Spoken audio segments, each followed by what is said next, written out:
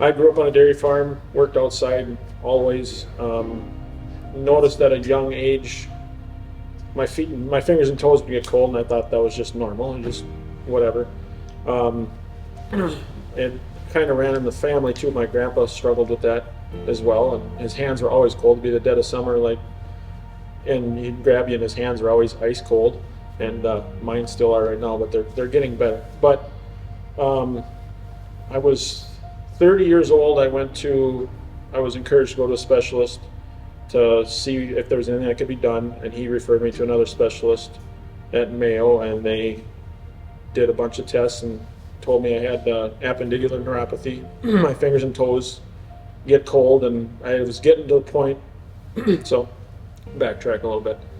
So at that point, they said, "There's really nothing we can do. We'd like to do more testing so that we can see if there's anything we can do for your family, for your kids, for the next generation. Is there anything we can do to help that?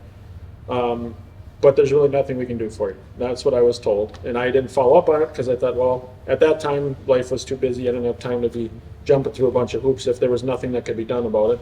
It was always in the back of my mind. So now we're 10 years later.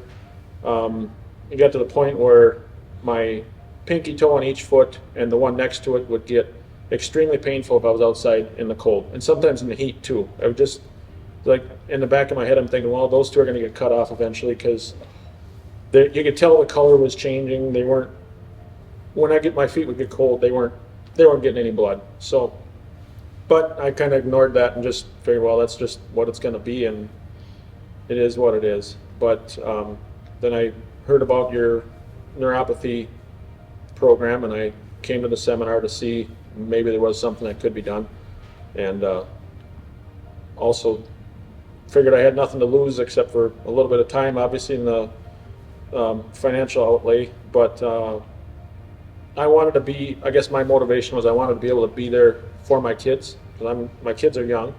I want to be able to dance with my daughters at their wedding someday, or play sports with them. I love being outside and playing with my kids. And I work outside, and I want to be able to enjoy things and not be in pain all the time, or not be able to do that. So that's how I ended up here. And it's not magical or overnight for me. I haven't felt a really drastic change, but I was thinking about this morning, I don't get the pain in my toes like I did when they do get cold. They still get cold. My fingers are still cold now. I can tell I don't have good circulation or good nerves yet, but I don't get the throbbing, shooting pain. I don't get the, like, where I have to walk on my heels because my toes hurt so bad that I can't put my feet down all the way when I'm outside. So I know there's definite improvement, and I'm looking forward to it getting a lot better. I think when you first tested, I had like 70% loss in one of my feet, and 50 to 65% everywhere else in my fingers and toes. So looking forward to improvement.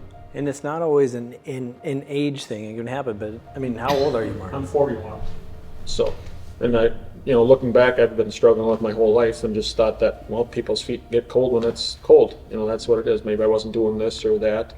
But I think that when I was young and did some of that, probably did damage to them by getting too cold for too long.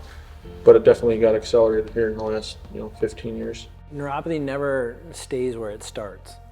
It's progressive. It's never just like, hey, because a lot of it, I grew up in Midwest Nebraska. It's kind of like you put dirt on it. There's chores to do. There's really not there's not an excuse to get out of work. So you kind of just learn to live with it, and that's how we're trained here, right? We just live with it. The thing with neuropathy, though, it's like it can happen in a day. You can literally have, I have pain and numbness, and then within almost overnight, it feels like I can't feel my feet. There's never a warning sign where nerves or blood vessels just shut off. It's that progressive. And think about it. How many times do we sit and be like, oh, I'm feeling my shoes. Yeah, I know I have shoes on, but 99% of the time I don't think about my shoes. They're like, I know they're on, but you're not feeling them. But then you say you feel it. That's how our feet are. Yeah. You're like, oh, yeah, I guess my feet are numb, because you slow down and think about it. No one in the program hasn't had change. And to have something where people go in and are told on a medical system that there's no cure, it'll always stay the same, it'll only get worse, here's a pill. 100% of the people so far, some more than others, right? Because lifestyle comes into it, how long you've had it, but I sat back and thought with the team the other day and just thanked God, and I said, oh my gosh, everybody's having change.